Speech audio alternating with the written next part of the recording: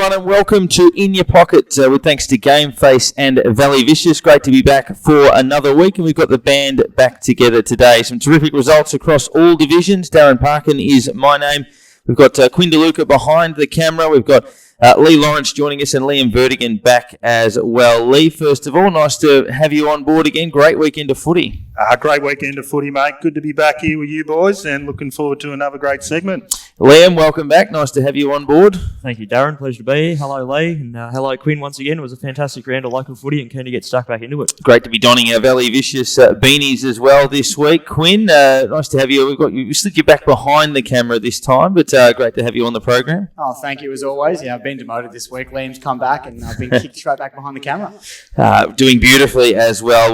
We'll go through our segment buy, hold and sell a little bit later on as well. It was a bit of hit and miss across the first week with some of our buys and sells coming up against each other, which is fraught with danger, and it proved to be the case. Big thank you to Lilydale Jeep as well, bringing you our program today. Woodards at Manningham looking after our Div 2 results, Growth Syndicates Australia for Division 1, and of course Doncaster East and Templestowe Community Bank branch for our Premier Division. We will kick it off with Div 2 and some big results across that, some big wins, 3 of those. Kinglake too strong for Warburton. We're really keen to see how this Warburton side stacked up against the benchmark, having broken through in recent weeks. Alexandra far too strong for a disappointing yay. Yarra Glen had a good win over Broadfield. We checked in with their group last week, and the thriller was the Powtown Yarra Junction clash, which Powtown won by 2 points to sit 5th on the table. Lee, I guess that's the result that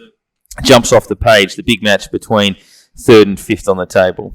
Yep, no, it was a really good week of Division 2 footy. Obviously, the Junction Powtown was a really good game, really close game for the whole day, and Powtown just got up at the end. That'll go vice versa all the way through this year, I think. Both good teams. We spoke about that I sold Powtown last week. So did I. They proved us wrong. But the other thing we did notice was the Kinglake game, beating Warby. Kinglake are the real deal, I believe. Yep. It does appear that way, and yeah, we thought Warburton, and they perhaps are a little bit better than their ladder position might suggest, but that was a humbling result. Liam, what were your standout takeaways from that? 3 convincing wins and 1 thriller. This was with Kinglake, yes? Yes, and through the other blowouts, Alexandra and Yarra Glen, big winners also.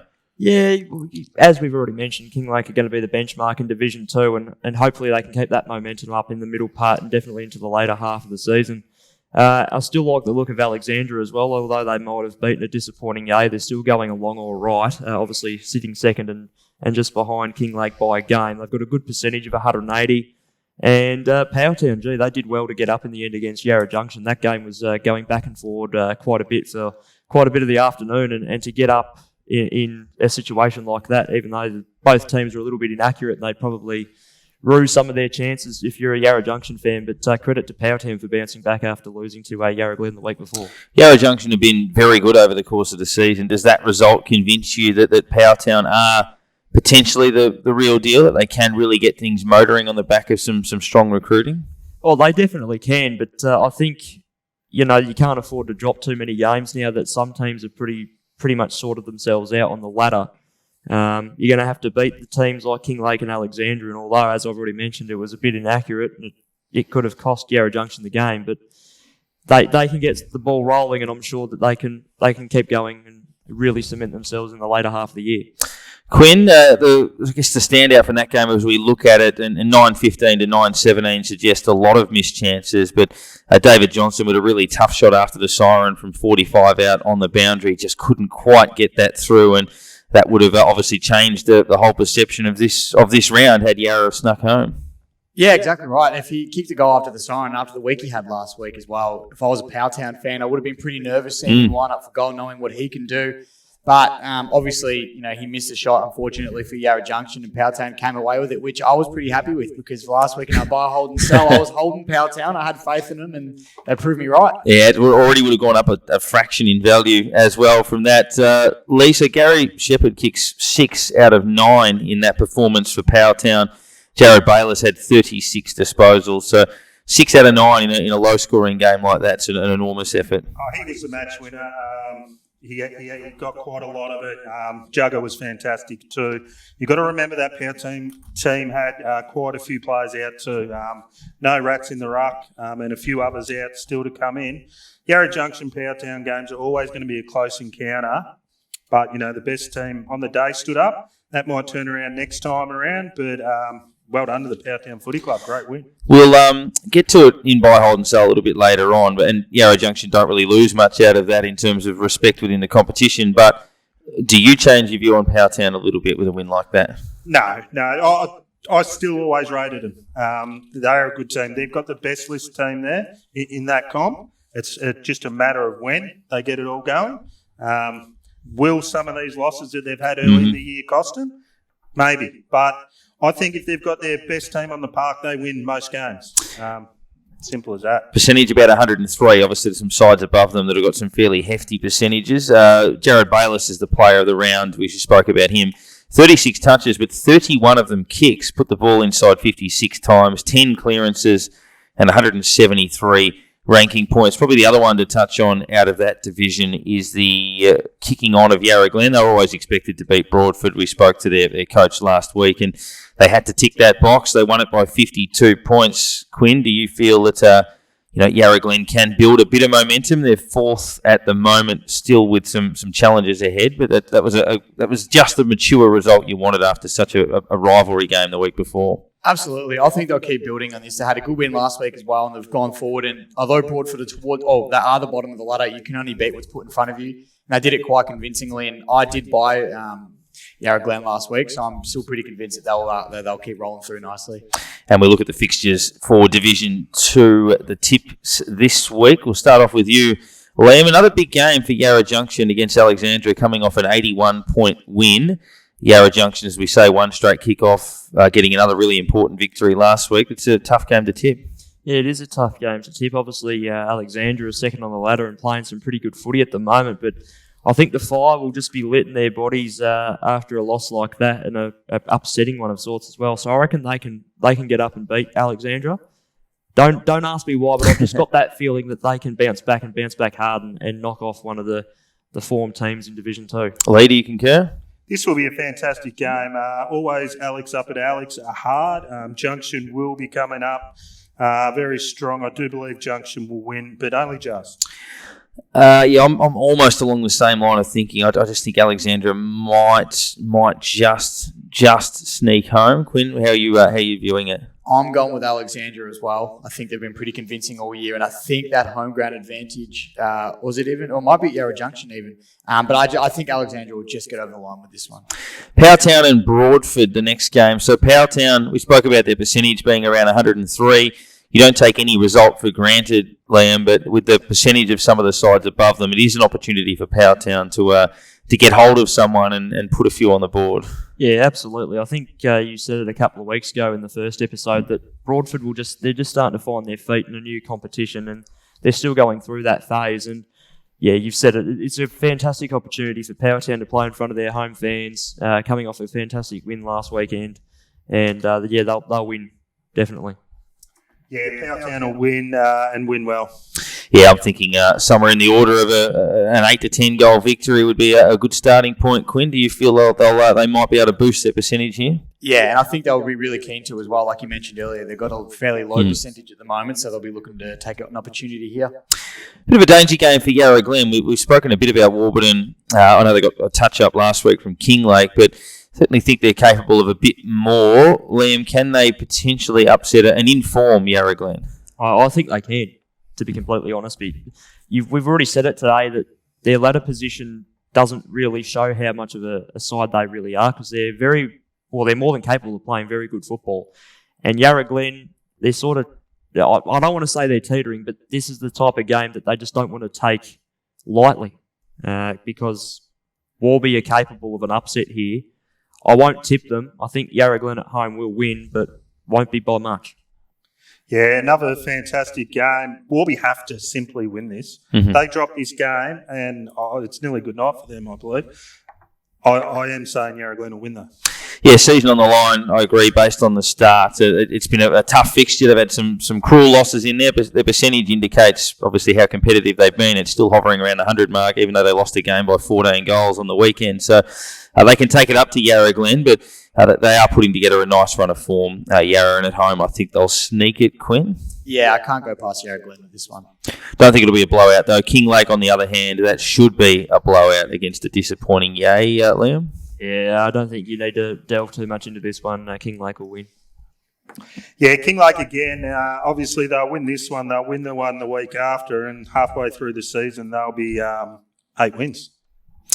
Yeah, it's probably pick your own margin, I would say. Quinn, where's your number sit on this? Oh, I mean, some of the margins we've seen this year could be scary. I'm saying 100 plus, but I'm not going to be too more specific than that. Yeah, I think around the 20 goal mark is about right. Congratulations to Paddy Hayes as well for Yarra Glen. Game number 200. Joined the club back in 2007, so this would be season number 15, but season number 14, factoring in we didn't have any footy in 2020. Has won a couple of best and fairest, premiership player as well, has been a captain and a coach, Lee, for Paddy Hayes. It's a great milestone that would have come about 12 months ago under normal circumstances. Yeah, definitely would have. Obviously, I know Paddy really well. I coached him for 3 or 4 years out at Yarra Glen.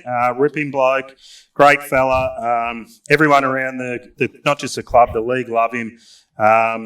He's been in every single Valley Vicious game. He's just a ripping bloke, and I wish him all the best for his 200 games. He's done everything. As say, best and fairest, premierships, captain, coach, and now a 200-game player, and will certainly end up with the photo on the wall in the club forever and a day. Division 1, were some tantalising matchups that we discussed a bit last week. The most notable of those was the Monbolt clash with Mount Evelyn. And it was Monbolt that came out on top, 12-7-79 to 8-8-56 in that result. Gembrook beating Belgrave, as you would expect, fairly comfortably. Emerald likewise over Berwick, and Officer with a thumping win over Healesville, keeping them to just 4 scoring shots and topping 200 points themselves in a 186-point win that puts them up into the top 4. That Mount Evelyn Monbolt game, Lee, whilst it reads at 23 points, was 3 points of difference at three-quarter time. So it was the arm wrestle we anticipated. It was a fantastic day. It was seesawing all day, and at three-quarter time, you couldn't pick who was going to be the winner. Monbolt in the end ran over the top, but credit to Mount Evelyn for such a great game. Liam, what did you make of that strong last quarter? So they go to top spot now, Monbolt, percentage of 234, looking really sharp. Yeah, they are looking very sharp, and it was an impressive win once again. It was another come-from-behind win, and it was an absolute pleasure to be there as well. It was a Community Cup day as well, if I'm not mistaken. They were further down than 3 points at three-quarter time. They were down by 14 at one stage late in the second quarter. Yep. They were down by about 15 or 16, I think, at half-time as well. And they must have caught one of the biggest sprays of all time at half-time, because the way they came out, they kicked, it was 6 goals to 4 behinds, or 7 goals to 4 behinds after half-time. Taylor Joyce and Ash Beck kicked 7 of the 12 goals, and that was really impressive.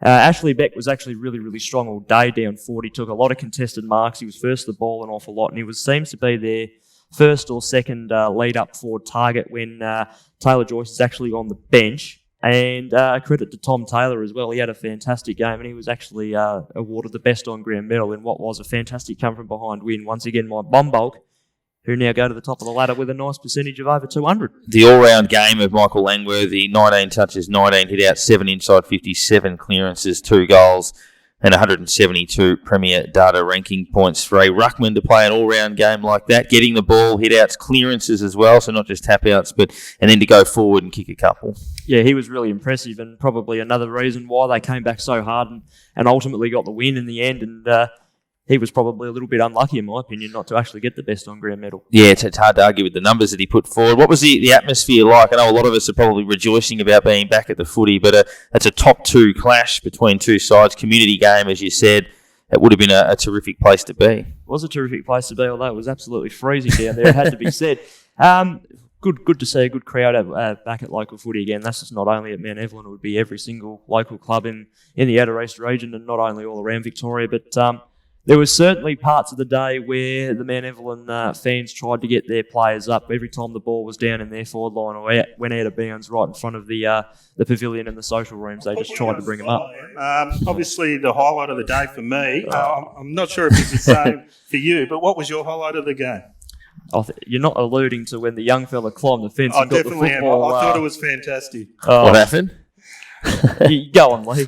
The footy went over the boundary line and went into the cricket nets. Oh, yep. Got locked in there. No one could get up there. The little fella, I think he's probably around 6 or 7, maybe 8, climbed the net. Oh, dear. 14-foot net, climbed over the top, got the footy and got it back. I actually dropped off a Valley Vicious jumper and hat to him this morning. So he's a good kid. He's a ripper. How was Mum and Dad when they saw him at the top of the fence? Were they a little bit nervous? Well, I'm not sure that... I got a message later in the day and one of the fellas saying, "That's my son." Well done, that's great. I reckon he probably walked himself to the ground. He's got that much courage climbing the he's like that. No, definitely a legend for the day. He'll be you almost give him a game with that level of commitment in the early stages. So, Monbulk, Quinn, do you think they're deserving premiership favourites, or do we need a little bit more evidence over the season? I think it's still early, so a little bit more evidence will obviously factor in that decision. But I think Mount Evelyn, once again, like you said, 3/4 time, you couldn't pick who was going to win that game. I think now, it's a week-by-week thing. You probably could say that Monbulk are the premiership favourites, even though it's still early. Although I think Div 1's really anyone's competition between, Gembrook, Seville when they're at full flight, Mount Evelyn. It's hard to pick between anyone. Liam, you obviously saw those two sides firsthand. Where would you put, say, Gembrook and Officer, perhaps in the reckoning in that conference? Yeah, as Quinn said, it's too early to call on anything in Division 1, but I don't think those 6 teams in order will change. They'll just jostle for positioning, obviously. Obviously, Berwick Springs are new in the competition. Hillsville are in a bit of a rebuilding stage, and the same with Belgrave. So I haven't had a chance to look at Gembrook Cockatoo firsthand, but I'm impressed with the level of scoring they're putting up every week and the way that the team's working really, really well together. Officer, they needed a win like that because they were 5th or 6th even at the start of the round. And to go out there and beat Hillsville the way they did was thoroughly impressive. And as for Emerald, they're thereabouts at the moment. They're playing some good footy, and they're just putting themselves around. Are we seeing a different Emerald team from round 1 and 2 to now? Looks like it, yeah. It looks like a completely different team.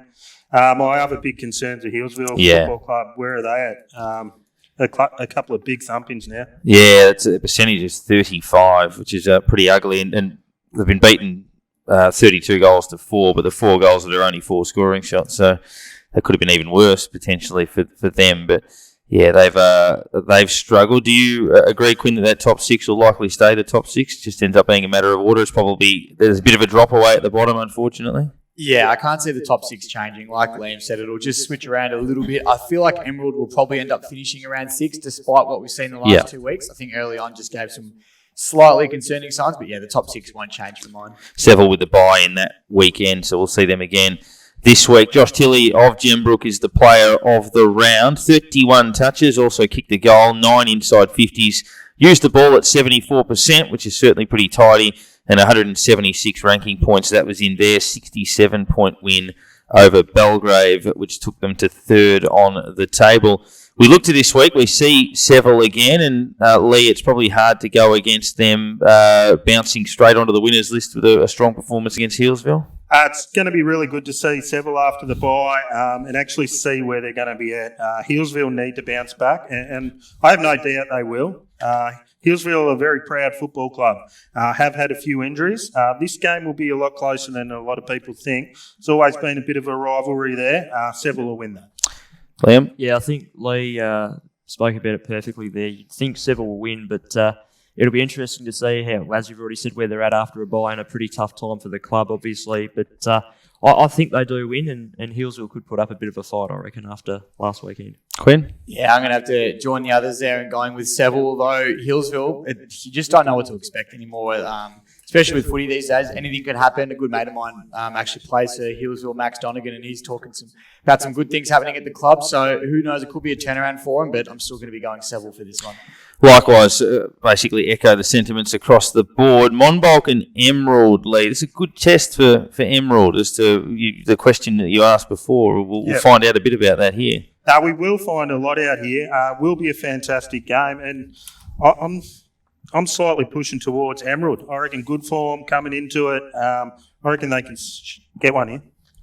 Yeah, going to be a close game, but I'll stick with Monbolk. They're playing good footy and very impressive so far, I feel. Quinn? Yeah, I think Monbolk's biggest thing here is not to get complacent. I know Emerald had a couple of losses early on, but they have been looking good. So if Monbolk don't show up, I think Emerald will roll them. But I feel like at the home deck, Monbolk will get the job done. It's a good point. Obviously, Monbolk have just had the top of the table blockbuster game. They've won that game. There's a fair bit of hype around that as to how they land straight away, whether they can get right back to business in what is very much a dangerous game for them. So, yeah, the start will tell plenty. I think Monbolk deserve favouritism, though, and will sneak it, but not by a long way.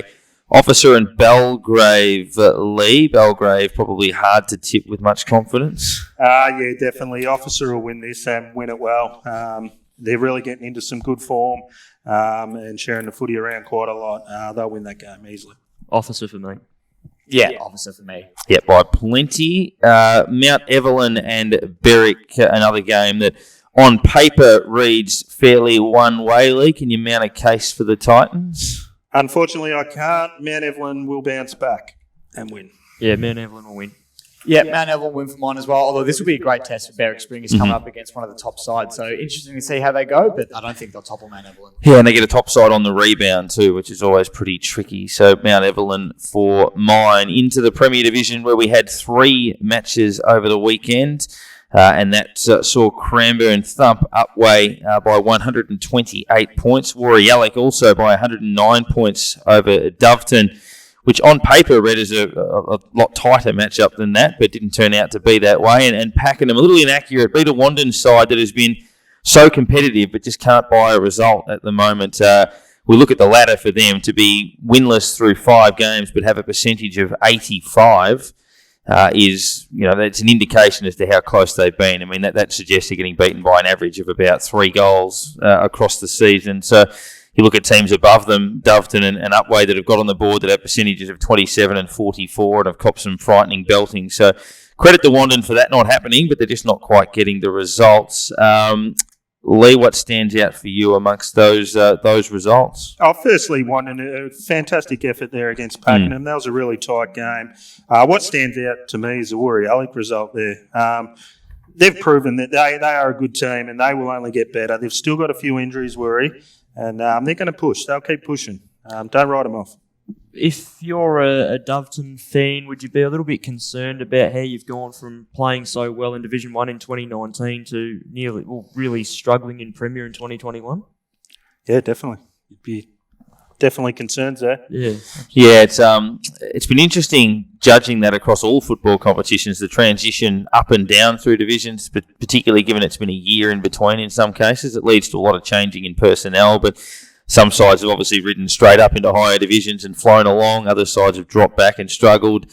And then other sides, obviously like Doveton, that have moved into a different grade have found that they're going a little bit tricky for them. Quinn, fairly straightforward in terms of tips out of that round, but that Pakenham Wandon game was the standout. Yeah, absolutely. And I really feel for Wandon at the moment because I feel like the results that they've been getting aren't reflecting how good of a team they are. They've been so close in the majority of their games this year. So I'm really feeling for them at the moment, and I'm feeling like a win will be only around the corner. So Mark Holt, 7 goals over the weekend. He's now kicked 19 goals in 3 games at 35 years of age, still going very strong. Could he kick a ton for the 4th time, Lee? 100%. The man's a machine. I enjoy watching him. He'll play until he's 40. You just still do it. Keep doing it. Yeah, one of the great country footy goal kickers in the Premier Division as well. Linda superstar Jaden Leather, nominated for the mid-season draft. We've seen obviously a few players put their hand up for that. He narrowly missed out on the last draft. What are we thinking, Liam and Liam boys? Is he a chance to sneak in there? The big fella hasn't played a game this year. The only game he's played is the Valley Vicious game. I love the fella. He's a ripping bloke and he always makes a good laugh. No chance in the world. No. Yes, no.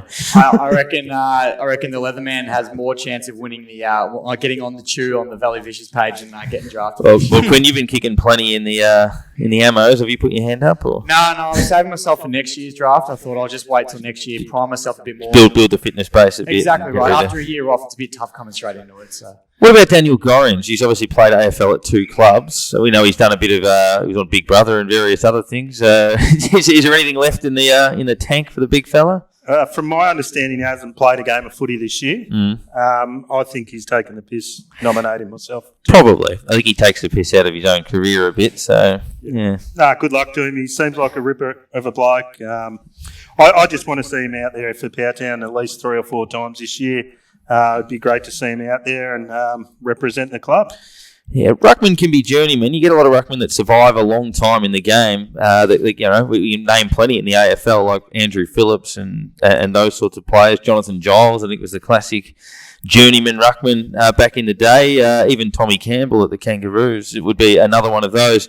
Speaking of great ruckman, obviously we know that Damien Moncourse was, and the Moncourse name features as the player of the round with Benjamin Moncourse, 34 disposals, 12 marks, 13 inside 50s, 11 clearances, and 196 ranking points. Quinn, would that be the AFL equivalent of like a triple-double or something? 12 marks, 13 inside 50s, and 11 clearances? Oh, it would have to be, wouldn't it? He was obviously a superstar. The family are all superstars. If you look at the Premier Data ranking points of this game, all 3 of the brothers got over 100 Premier Data ranking points, which just shows how good of a family they are. But yeah, this is an unbelievable performance from Ben. We'll look to the tips. The match at around clearly Narry Warren up against Warriellic with the form that Warriellic found themselves in. We'll get to that one shortly, but I imagine, Liam, on what we've just spoken about with Doveton, that the Pakenham assignment might be a bit tricky. Yeah, I think so. Pakenham, I think, will be a little bit too strong here, but I think Doveton can definitely play for a lot of pride here and definitely set a mighty challenge. Liam? Definitely a bit of a grudge match here. I reckon this will be a lot closer than we're all thinking. Pakenham will win, though. I'm agreeing with that, Quinn. It's probably hard to go against Packy. Yeah, it's too hard to go against Packy. From what I've seen with both clubs, it's Pakenham for me. Beaconsfield, who we didn't see last week, have obviously been super over the course of the season. We see them take on Olinda, which is an interesting challenge for Olinda. Liam, do you expect Beaconsfield? I think last time we were talking about them, they had that thrilling win very close to or after the siren, but do they kick on against Olinda? Yeah, they'll win Beaconsfield. I've always felt that with the bigger grounds that the southeastern teams have the advantage of, I think they just tend to play them a little bit better than what the old Yarra Rangers sides do. If this game was at Olinda Ferny Creek, I'd probably say it'd be a little bit closer. But given how big Holm Park is and the way Beaky play it, I think they'll win. It's a very good observation, of course, for the venue that we've seen host AFL practice matches and plenty of VFA or VFL games with Richmond and the like in the past. But Lee? Yeah, Beaconsfield will win that quite easily.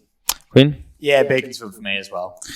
Cranbourne-Wandon, it's another tough assignment for Wandon in their pursuit of victory. Number 1, I'm with Beaky as well in that previous game. I'll be with Cranbourne in this one, but I would imagine, Liam, it'll be what we've seen a lot of, where Wandon will have a fair old crack, but might just find it a little bit too tough. Yeah, you've just pretty much said what I was thinking. They'll give it a red-hot crack. They'll probably even lead maybe at some stages of the game, but I think Cranbourne will be a little bit too strong in the end and they'll come away and win.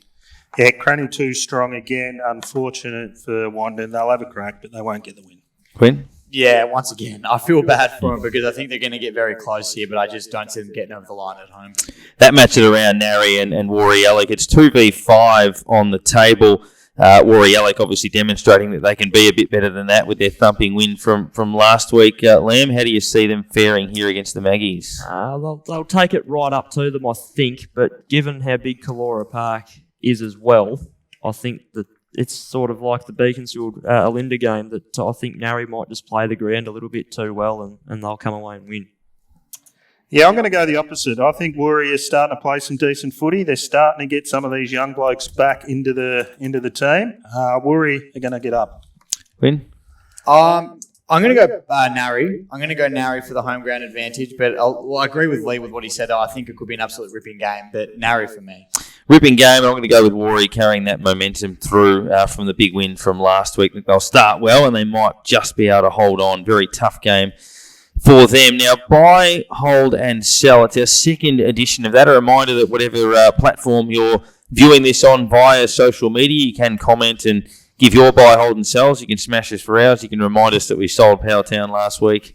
A couple of us did anyway, if you like. But we'll kick it off with the buys. So last week I bought Yarra Junction. I'm going to buy a few shares in Gembrook this week. I just think that victory, they're building some nice momentum, not flying under the radar a little bit, but I think within that division we're talking about a few sides, maybe a little bit more than we're talking about them. So I'm going to buy some shares in them, Lee. Obviously, I bought Junction last week, and that didn't work out well for me. This week, I'm going to buy the Lions in Pakenham. I reckon they're up and about. Are we allowed to buy into the same team? You are? Yeah, I'll buy in with you and go the same with Gembrook Cockatoo. We've already mentioned Monbulk and Mount Evelyn enough, I feel. And I think Gembrook Cockatoo are just, they're sitting nicely and they're threatening, I feel. Yeah, Lee and I bought and sold the same last week. Quinn, who's your buy? My buy this week is going to be Emerald. I think Okay. for 2 weeks in a row, I think they've done some good things. And Lee mentioned it earlier, but they're definitely not a team to write off at the early stages of the year. Who are we holding on to? I held Pakenham last week, and I'm going to hold them again. They won the game. They ticked the box, but that was probably all they did. It didn't tell me too much about whether they're going to explode or whether they're going to fall away. I thought that they basically did the job. So for me, there's still a little bit of a watch this space. Well, last week I held Seville and they had a buy, so I've got to hold on to them again, I think. Yeah, no reason to change. I'll hold Yarra Junction. They went down narrowly. Mm-hmm. And there's definitely a side to keep an eye on for sure, even though it's still pretty early on. Yep, good shout. Could definitely have won that game, Quinn. Yeah, I'll be holding Gembrook. They do have the buy this week, although I think that's probably not a bad thing because they can't go down, I guess, when you have the buy. So, yeah, I'm going to go Gembrook for this one. I sold Powelltown last week, so hopefully I hang on to a few of those shares, but I did sell them. This week, I'm probably not going to get much for them, but I'm selling Yay. I probably gave them one more chance to be competitive. They weren't, and unfortunately, some problems. I was the same as you last week, selling Powley. I did mention at the time that I probably will buy them down the track. I'm getting rid of Dufton this week. They haven't done enough for me. I'm with Lee. I'll get rid of Dufton as well. They're just not doing enougit's I just want to remind everybody that I actually didn't sell Powelltown last week. So any Powelltown boys listening, just remember I had faith in you guys all the way through.